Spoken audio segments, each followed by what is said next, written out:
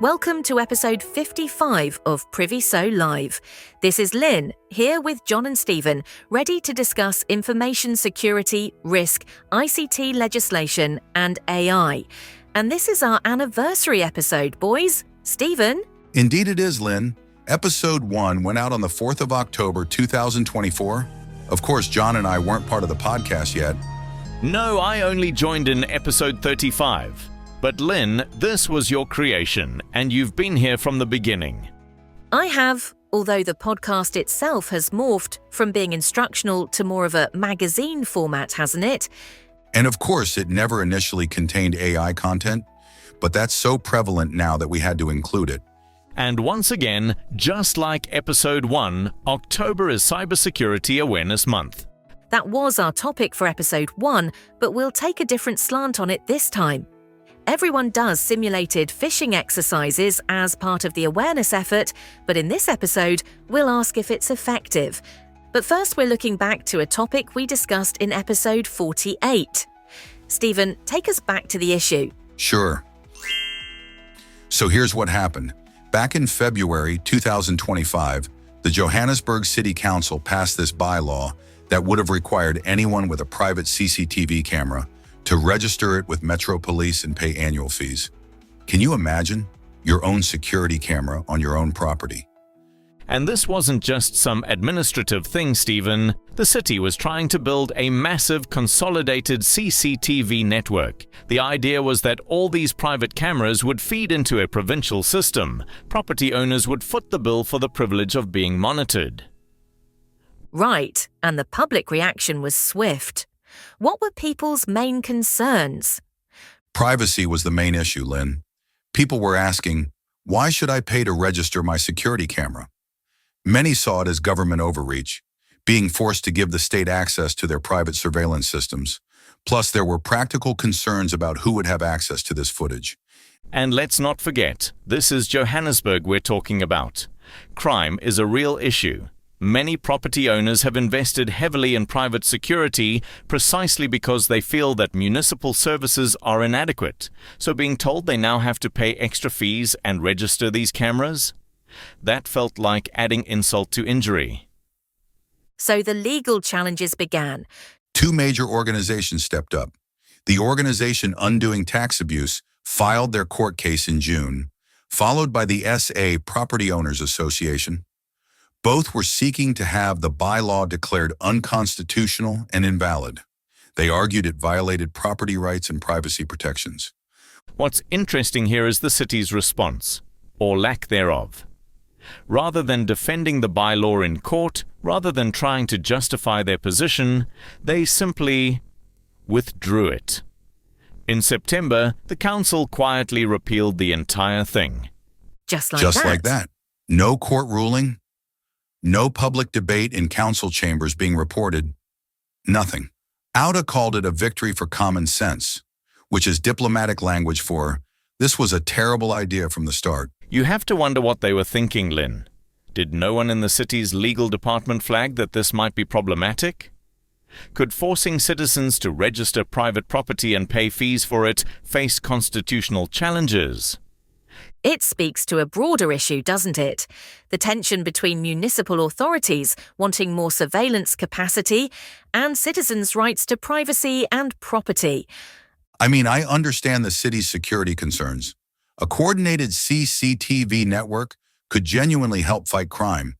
But you can't just mandate participation without considering people's rights or getting proper buy-in. This needed community consultation, transparent planning, and maybe even incentives rather than penalties. The irony is that many property owners might have voluntarily participated in a well-designed, optional program that respected their privacy and didn't hit them with extra fees. Instead, the heavy-handed approach united everyone in opposition. So what's the takeaway here? For Johannesburg residents, it's a win. They are not required to register their cameras or pay fees. However, the underlying issue, how to enhance public safety through improved surveillance, remains unresolved. And for the city?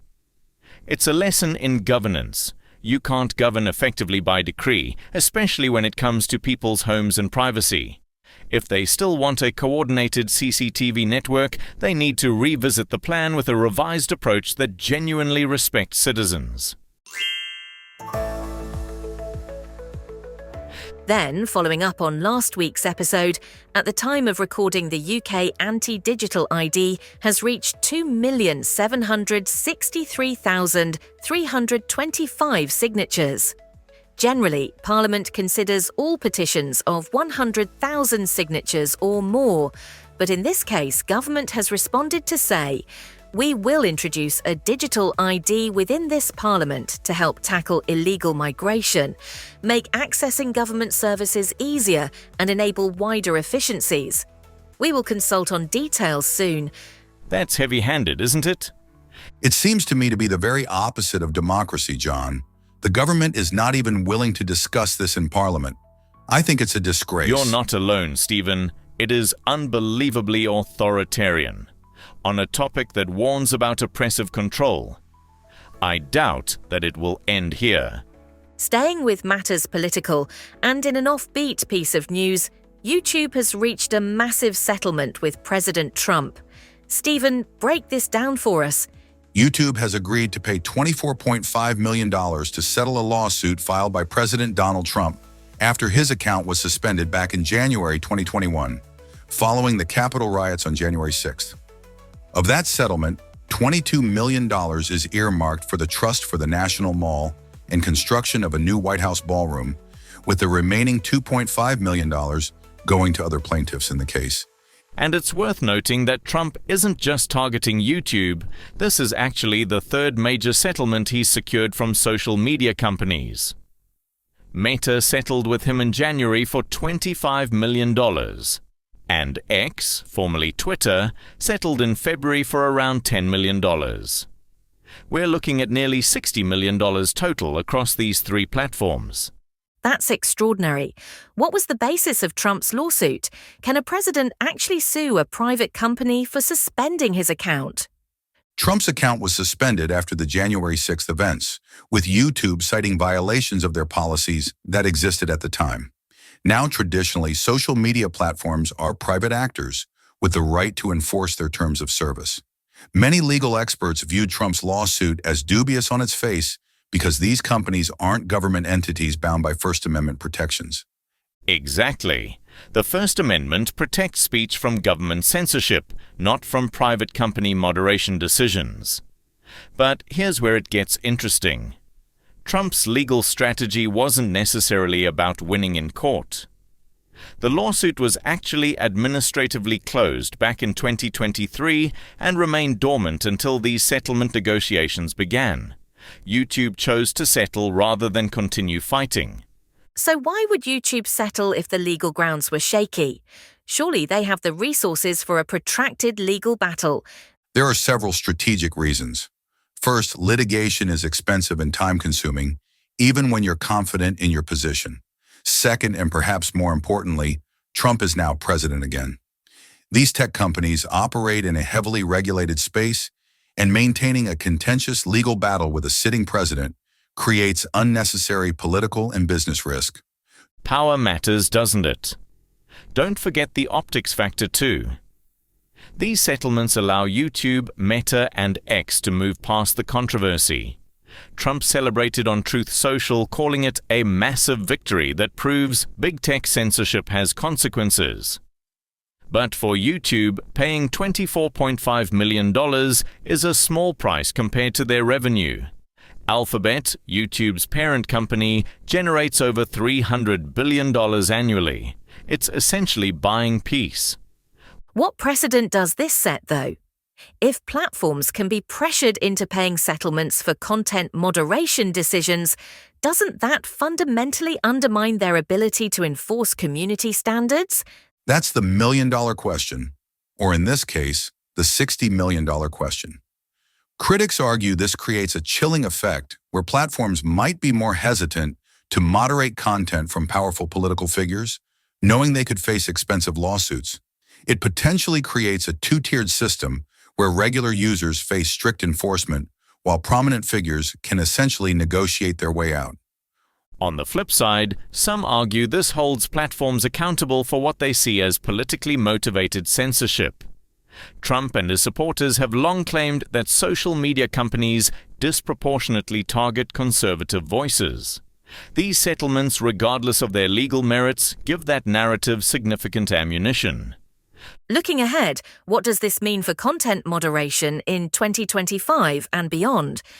We're likely to see platforms become more cautious and deliberate about high-profile suspensions. They'll probably invest more heavily in documentation and legal review processes before taking action against prominent political figures. The cost-benefit analysis has fundamentally shifted. I'd also expect more politicians to try similar tactics. If Trump can secure nearly $60 million from 3 lawsuits of questionable legal standing, you can bet other political figures are taking notes. We might see a wave of similar litigation, which ironically could make platforms more aggressive about having rock-solid legal justifications for any moderation action. A complex situation with no easy answers. Staying in the cybersecurity realm, we're bringing the focus closer to home with a ransomware attack that hit a South African company just this week. John, what happened with Climatron? Climatron, an HVAC equipment company that's heating, ventilation, and air conditioning, was breached by a ransomware group called Incransum. The attack was discovered on October 1st, just a few days ago, and the compromised data is significant. Bank payment information, tax records, and technical documentation. And for those that can remember, the Target data breach of 2013 was the result of a compromise involving a third-party HVAC provider, specifically a Pennsylvania-based company called Fazio Mechanical Services. You'd think that air conditioning wouldn't get you hot under the collar. And this isn't just about one company's problems. Climatron's breach exposes sensitive financial data that could be used for identity theft, fraud, or further targeted attacks. When we're talking about bank payment data, we're potentially looking at account numbers, payment histories, everything criminals need to either drain accounts or impersonate the company in business email compromise schemes. The fact that Climatron's data appeared on ransomware.live, a website that tracks ransomware victims, suggests the company either refused to pay or negotiations broke down. The attackers are now using the threat of public exposure to pressure payment. Why is South Africa particularly vulnerable to these attacks? Is this an isolated incident? As we've discussed previously, far from it, unfortunately. South Africa is one of the top targets for ransomware in Africa. There's a perfect storm of factors making us attractive to cybercriminals. First, we have a relatively strong economy and high digital adoption, meaning companies have both valuable data and the financial means to potentially pay ransoms. Second, rapid digital transformation has outpaced cybersecurity investment in many organizations. The Climatron attack is actually part of a broader trend. Incransum is a prolific ransomware operation. Tracking data shows they've hit 475 known victims globally. They've been particularly active in South Africa, with previous attacks including Netstar back in August. What's alarming is how these groups specifically target industries that can't afford downtime. What makes HVAC companies attractive targets? HVAC companies often serve critical infrastructure. Hospitals, data centers, government buildings. They have access to sensitive facilities and client information. Plus, they're often small to medium-sized enterprises that might lack robust cybersecurity infrastructure. They're valuable enough to pay, but vulnerable enough to breach relatively easily. It's also worth noting that technical documentation stolen from an HVAC company could include building layouts, security system placements, and access protocols for their clients. This information could be used for future physical security breaches or sold to other criminals on the dark web. Are there any legal ramifications for companies that suffer data breaches in South Africa? Yup. The Protection of Personal Information Act requires companies to implement reasonable security measures to protect personal data. If a breach occurs, they must notify both the information regulator and affected individuals. Failure to adequately protect data can result in significant fines.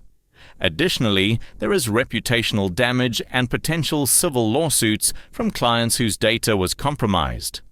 And insurance is becoming increasingly difficult to obtain. Cyber insurance providers are becoming more selective, often requiring security audits and specific controls before issuing policies. Companies with poor security posture are finding themselves either uninsurable or facing premiums that make coverage unaffordable. From South Africa, we're expanding our view across the continent and then coming back home. Stephen, let's discuss the situation in Senegal and then relate it to the warnings here about SARS eFiling. We're seeing a troubling pattern, Lynn. While I don't have all the specific details about the Senegal Tax Office ransomware attack, what we're witnessing is a trend of cyber criminals increasingly targeting government agencies across Africa.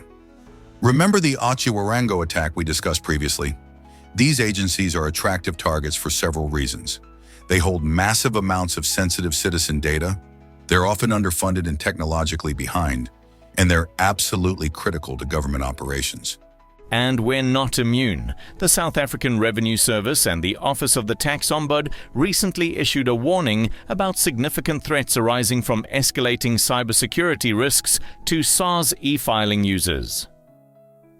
The Tax Ombud has been investigating cases of profile compromise for over a year now, following numerous complaints from taxpayers. Profile compromise? That sounds serious. What exactly is happening to these e-filing accounts? Criminals are gaining unauthorized access to taxpayers' e-filing profiles. Once they're in, they can change banking details to redirect tax refunds, access sensitive financial information, or even use the compromised identity for further fraud. The Office of the Tax Ombud's involvement signals this has become widespread enough to warrant a formal investigation.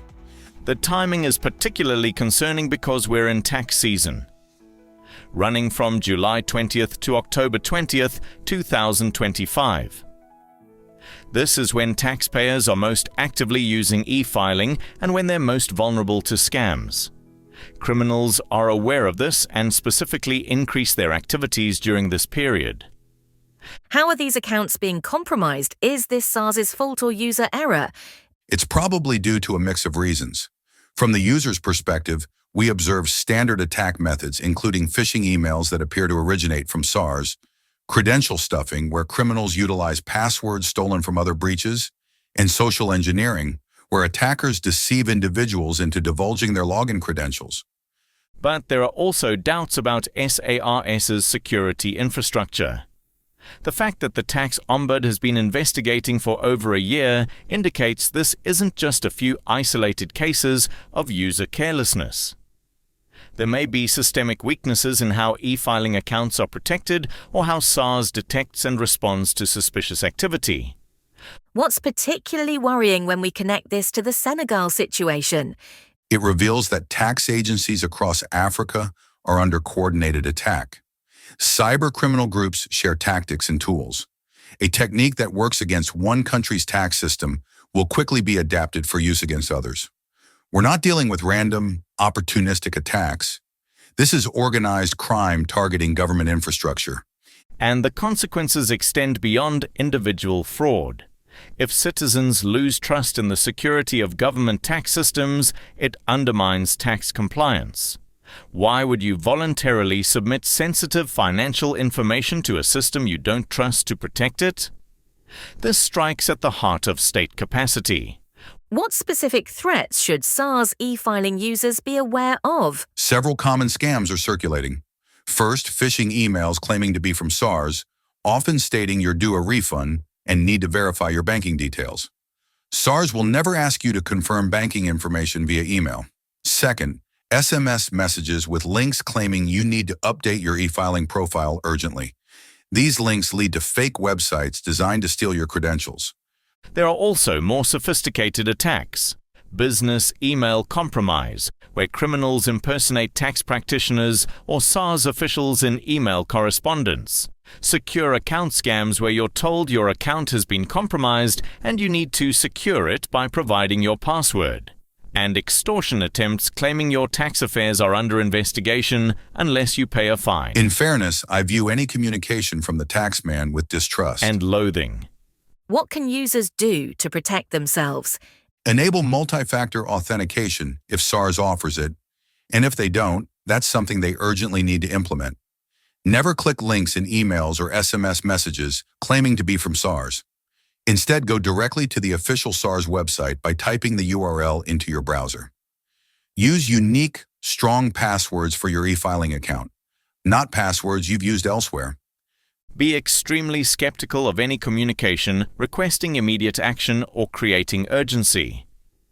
Legitimate government communications won't pressure you to act instantly.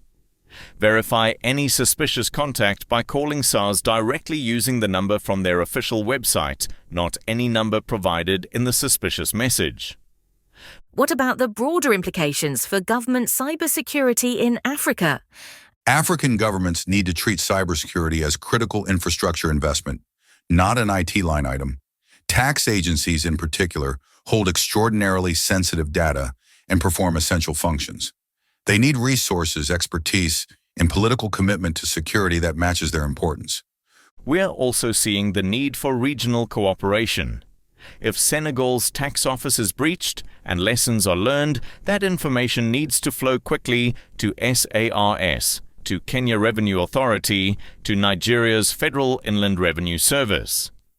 We need cross-border information sharing on threats, tactics, and defenses. Let's shift gears to some more positive technology news emerging from East Africa. John, Kenya is making some interesting moves with digital credentials. Well, Kenya announced it's implementing a system to replace paper academic degrees with digital verifiable credentials. This was officially unveiled at a stakeholders workshop for verifiable credentials, with William Gitau, the Cabinet Secretary of the Ministry of Information, Communications and the Digital Economy, leading the charge. This is genuinely exciting stuff. They're bringing together stakeholders from multiple government ministries, including education, along with the Tony Blair Institute, to establish what verifiable credentials and digital wallets actually mean in practical terms, and how to implement them nationwide. For listeners who might not be familiar, what exactly are verifiable credentials, and how do they differ from just scanning a PDF of your degree? Okay. Verifiable credentials are cryptographically secure digital documents that can be instantly authenticated without requiring contact with the issuing institution. Think of it this way. With a paper degree or even a PDF, someone needs to contact your university to verify its legitimacy. With verifiable credentials, the credential itself contains cryptographic proof that the legitimate authority issued it and hasn't been tampered with. It uses blockchain or similar distributed ledger technology.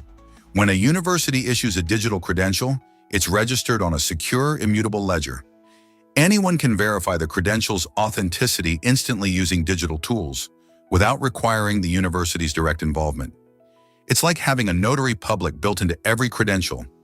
What problems is Kenya trying to solve with this initiative? Several significant ones. Cabinet Secretary Gitau specifically mentioned cost issues. Printing, securing, and distributing paper certificates is expensive.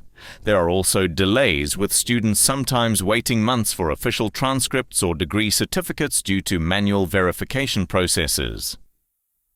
This creates real hardship when students need credentials for job applications or further education. But the biggest issue is fraud. Certificate forgery is a significant problem across Africa and globally. People buy fake degrees, forge transcripts, or claim credentials they never earned. This undermines the entire education system and creates unfair advantages for fraudsters over legitimate graduates. How prevalent is credential fraud? Well, studies suggest that credential fraud affects 10 to 15% of job applications in some sectors, particularly in fields like medicine, engineering, and education, where qualifications are critical for public safety. Employers spend significant resources on background checks and verification, which still aren't foolproof. And it's not just about individual fraud. There are diploma mills, fake universities that sell worthless degrees.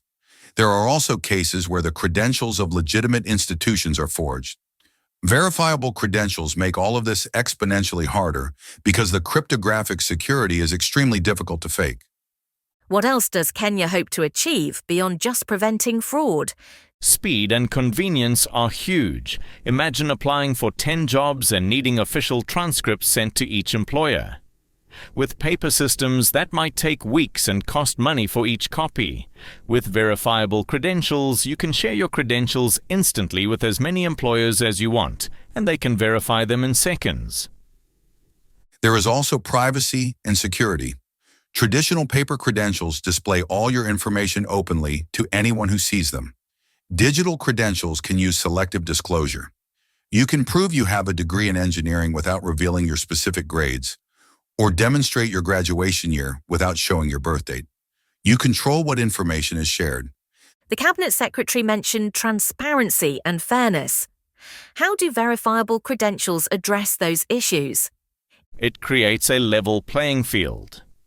Currently, wealthier students or those with connections may receive preferential treatment in credential issuance or verification.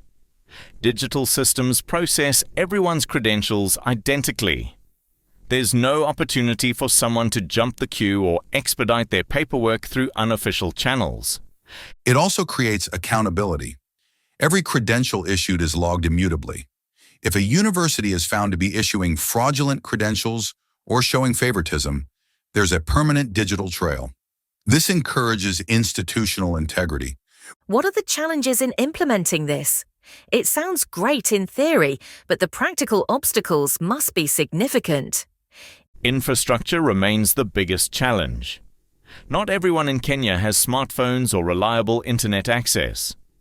The government must ensure that the digital divide does not become a credential divide, where rural or economically disadvantaged students find it difficult to access or share their credentials. There's also the transition period. What happens to all the existing paper degrees? Kenya will need a process to digitize historical credentials, which means verifying potentially millions of existing degrees and converting them to the new system. That's a monumental task. And the cybersecurity implications? If the digital credential system is compromised, the consequences could be worse than paper fraud. You need robust security, regular audits, and contingency plans. The cryptographic keys that secure these credentials must be protected at all costs. But there's also an opportunity here. Done right, this system is far more secure than paper. Paper can be forged, lost, destroyed by fire or flood, stolen. Digital credentials, properly implemented with backups and security protocols, are actually more resilient. The Cabinet Secretary mentioned this could roll out across Africa. Is that realistic? It's ambitious but potentially transformative. If Kenya successfully implements this system, other African nations could adopt compatible standards. Imagine a continental system where a degree from a Kenyan university is instantly verifiable in South Africa, Nigeria, Ghana, or anywhere else. It would facilitate labor mobility and regional integration. The key is standardization. If every country develops incompatible systems, we've just created digital silos instead of paper silos. That's why Kenya's involvement of international partners like the Tony Blair Institute is smart. They're thinking about interoperability from the start. And now to the main topic. Phishing is still the #1 vector for data breaches globally. Here in South Africa, the information regulator has flagged email-based attacks as one of the top reportable security incidents under POPIA. And organizations are increasingly turning to simulations as a kind of vaccination. Train people to spot a fake, so they're better at avoiding the real thing. The logic makes sense. You simulate attacks, train staff, and measure who clicks. Over time, you expect improvement, but the research is surprisingly mixed. Let's start with the good news. Studies from large healthcare organizations and banks in the US have shown that repeated phishing simulations do reduce click rates, especially over long periods. For example, One study from a US hospital tracked 20 campaigns and saw a steady decline in clicks even before mandatory training kicked in. And KnowBe4's big industry dataset backs that up. Frequent testing seems to drive down what they call the phish-prone percentage. So the idea of muscle memory, teaching people to pause and think, does hold water, especially when you run multiple, varied campaigns. However, other studies find almost no effect from traditional training and embedded phishing content. A 2025 study from a major US healthcare system found that phishing exercises had negligible impact on click rates, especially when done as isolated interventions. Another study with over 19,000 employees showed that annual awareness training and post-click education didn't significantly change behavior. In fact, employees who failed the simulation weren't always the same ones who failed again later. It's more random than we like to admit. So what does work? The design of the simulation appears to be crucial. Tailored emails that reflect the organization's real context, think internal tools, familiar names, local vendors, tend to get more engagement and better learning outcomes. And timing matters too. You can't just dump a phishing test in December when everyone's switching off, nor can you administer it like a pop quiz and then penalize those who fail. That backfires. There's even a concept of phishing fatigue. Too many simulations, especially poorly designed ones, can cause people to disengage or treat all email as suspicious, including legitimate comms. One researcher called this the boy who cried fish problem. There's also a psychological angle we can't ignore. Several studies noted that failed phishing simulations made staff feel ashamed, anxious, or demotivated. One participant in a European study said, "I felt stupid, like it was testing me to catch me out." And ironically, some users who passed the test became overconfident. They thought they were now phishing-proof, which actually made them more vulnerable to sophisticated attacks. So, it's not just about click rates, it's about building a culture of security. That's a more complex thing to measure. Bottom line, phishing simulations can work, but only as part of a broader security awareness program. They should be frequent, realistic, and ideally include feedback loops. And they should be framed positively, not as gotchas, but as opportunities to learn, improve, and share. You can even gamify them. Celebrate users who report phishes. Make it a team effort. Also, let's not forget the tech side. Email filtering, MFA, browser sandboxing, and DNS protection all help reduce the impact of phishing. Human awareness is one control, not the only one. Here in South Africa, phishing simulations are growing, especially among financial institutions and listed companies. But many smaller firms still treat them as a tick box for compliance. Our take at Priviso? Do them, but do them intelligently. Link them to risk assessments, integrate with awareness training, and don't forget to check whether the simulation results actually inform your security roadmap. And for goodness sake, talk to your staff. If you're going to simulate attacks on them, at least make sure they understand why. Transparency builds trust, and trust builds resilience. And that's all for this anniversary episode of Priviso Live. 1 year in. For all those who have listened to us over the past year, thank you. I hope we continue to provide you with interesting and relevant content. If you want to hear more of the same, subscribe to Priviso Live on Apple, Samsung, Spotify, iHeartRadio, or YouTube. And if you need security, risk, or ICT legislation advice, contact Priviso Consulting directly at admin@priviso.co.ca. Stay safe, everyone.